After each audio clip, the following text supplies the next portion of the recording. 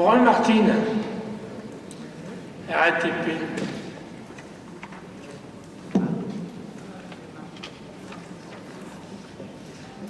Oui, bonjour.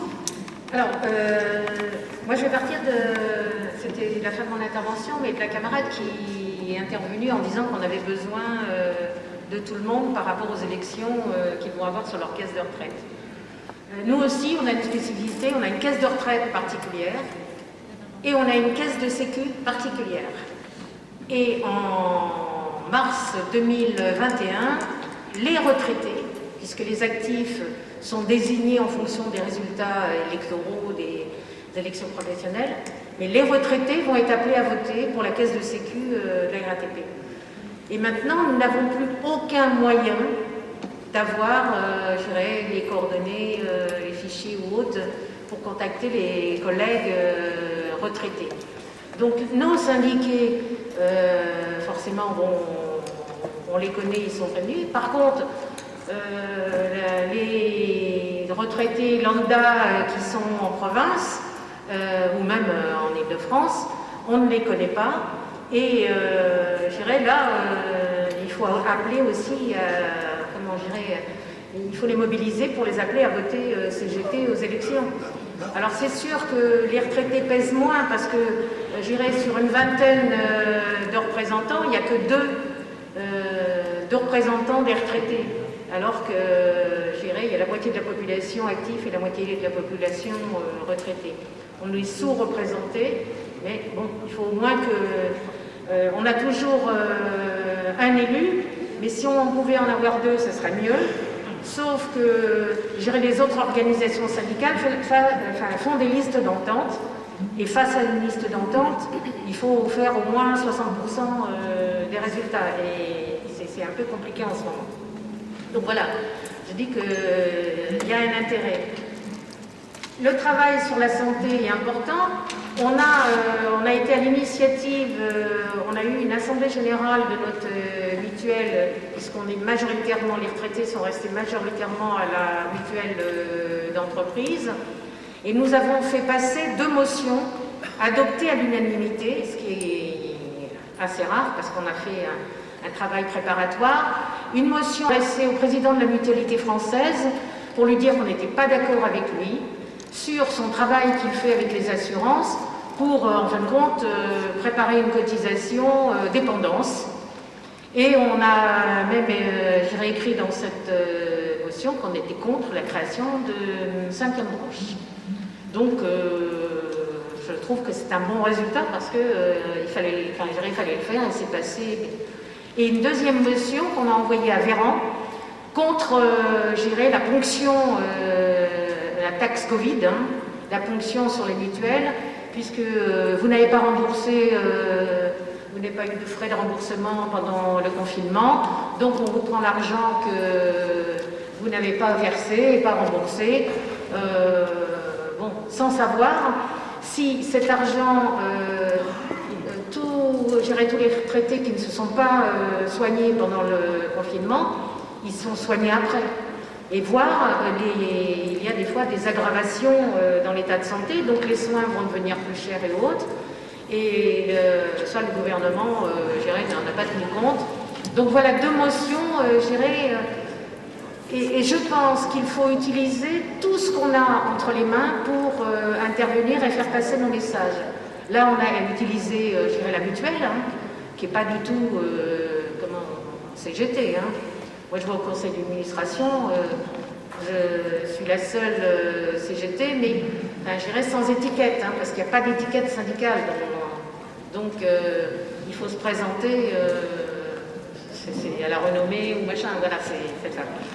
Donc, je dis, utilisons tout ce qui est en notre possession, nos possibilités pour faire passer nos idées. Sur la campagne de syndicalisation, alors nous, évidemment, on est une section professionnelle. Donc, les premiers arrivants sont les camarades retraités qui viennent des actifs. Quand on a des organisations chez nous, puisqu'on est séparés, il y a les bus, il y a le ferré, il y a les ouvriers, tout ça. Quand on a des organisations qui sont en perte de 10%, de 17%, de 7%, de syndicalisation, vous comprenez bien que nous, on récupère,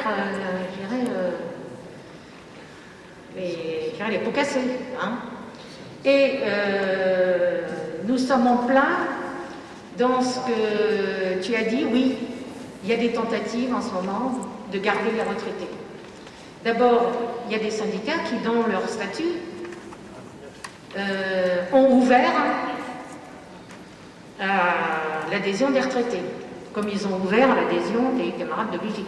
C'est-à-dire qu'ils veulent garder tout le monde, en faire un syndicat unique où on retrouve tout le monde et puis il n'y a plus de spécificité. Donc on est un petit peu là-dedans, on se bagarre, bon, je dirais en interne, mais aussi au niveau de la fédération, hein, puisque l'UF est complètement impliqué là-dedans, et c'est voilà, c'est compliqué. Moi je dis c'est un peu compliqué. Dans la campagne de syndicalisation, on s'est intégré, je dirais, depuis un certain moment. Alors par exemple, moi j'ai recherché, je vous le dis comme ça, toutes les directions syndicales. J'ai ressorti les documents de congrès de nos différents syndicats et j'ai sorti toutes les directions syndicales. Et j'ai regardé dans toutes ces directions syndicales quels étaient les camarades qui n'étaient pas syndiqués. Et on les contacte en premier parce qu'on pense quand même qu'ils étaient, connaissent, hein, et on pourrait peut-être discuter pourquoi ils ne sont pas. Mais c'est vrai que je vois, moi j'avoue qu'il y a des choses que je ne comprends pas. Quand dans nos retraités, on a des camarades qui ont eu des responsabilités, je dirais du niveau confédéral, hein, dans les différentes structures et qui ne sont pas syndiqués, je m'interroge quand même sur qu'est-ce qui se passe dans la maison. Hein. C'est un peu compliqué. L'abonnement à Vie Nouvelle est intégré dans notre, avec les cotisations, hein, c'est nous qui abonnons directement les syndiqués. Notre journal est diffusé à nos syndiqués, mais on le diffuse aussi aux membres de la ACE de l'UFRT, et on envoie notre journal dans tous les départements, dans toutes les USR qui ont au moins un syndiqué. Parce que nos cotisations sont reversées, sont dispatchées partout où on a des syndiqués. C'est-à-dire qu'il y a un syndiqué, la cotisation, elle va partir quand même de l'USR. Alors le souci que l'on a, c'est que nous, on verse à l'USR. Parce qu'on ne peut pas déterminer les camarades dans quelle UL ou autre ils sont. Et nous avons des copains qui ont des difficultés. Ils arrivent en province et tout. Par exemple, on ne veut pas leur donner de responsabilité et tout parce qu'ils ne sont pas syndiqués sur le territoire. Donc, à un moment donné, ils sont syndiqués à la CGT, ils sont dans une structure professionnelle. Je trouve que c'est incroyable. C'est simplement une histoire de chiffres et d'argent, alors que nous, l'argent, il va bien. Si c'est une histoire de chiffres, c'est compliqué, mais on sait qu'il y a ces soucis-là et on a du mal à en parler. Hein, parce que moi, ça fait juste 2 congrès de l'UCR que je fais et ça vient comme ça. Tout le monde dit il y a ces problèmes-là, mais je trouve qu'on les aborde pas et on n'arrive pas à trouver une solution. Donc voilà un petit peu moi ce que je voulais dire. Voilà le problème de la reconnaissance des retraités. Là, je crois qu'il faut vraiment se pencher dessus avant que ça dégénère. Et puis, c'est bien là parce que ça permet de prendre des contacts avec, le comité général, comme les congrès, hein, permettent de prendre de contact avec des USR et autres. J'ai vu qu'il y avait un camarade de l'USR 93, je ne sais plus s'il est là. Bon, je le verrai parce que, par exemple, nous, il a été impossible de travailler. Il a dit qu'il y avait un changement au niveau de la direction de l'USR 93. Il a été impossible pour nous de travailler avant avec le 93, donc je vais profiter au moins de cette réunion pour pouvoir travailler avec le 93. Voilà. Merci. Camarade Desnoyers, Claude du Loiret. Bonjour, Claude Desnoyers de l'USR 45, le Loiret. Bon je pense que je vais être relativement très court parce que Il y a déjà eu beaucoup de choses de dites que je voulais évoquer. Pour ma part, ça fait pas très longtemps, ça va faire 5 ans que je suis retraité. Et c'est vrai que si dans mon entreprise, il n'y avait pas eu de section, section de retraités, c'est pas impossible que ça se trouve, je ne serais pas syndiqué directement retraité. Donc c'est un peu pour mettre en avant l'importance des sections professionnelles de retraités. Alors partout c'est possible de créer des sections syndicales de retraités. Et comme ça a déjà été évoqué par d'autres camarades, on se rend compte que malheureusement dans des syndicats d'actifs, il y a encore trop de retraités qui sont rattachés aux syndicats d'actifs. Là, je regardais un petit peu certains chiffres par rapport à des sections qui sont déclarées. Ça ne correspond pas à... Et autrement, je pense qu'au niveau du département du Loiret, on arrive à travailler à peu près correctement avec nos TUD. Il y a aussi le problème qui a déjà été évoqué, c'est le problème du financement. Et je pense qu'à un moment donné, oui, il faudra peut-être une position générale au niveau de l'UCR pour que vraiment il y a des moyens financiers spécifiques qui soient attribués aux USR. Et dernièrement pour Vie Nouvelle, aussi quelques exemples. C'est vrai que ça a été cité par la camarade précédemment. Partout dans les sections de retraités, si c'est possible, inclure l'abonnement à Vie Nouvelle dans la cotisation. Voilà. Merci camarade. Camarade Rougier Richard. Bonjour. Oui, camarade, voilà, je me dois de vous informer,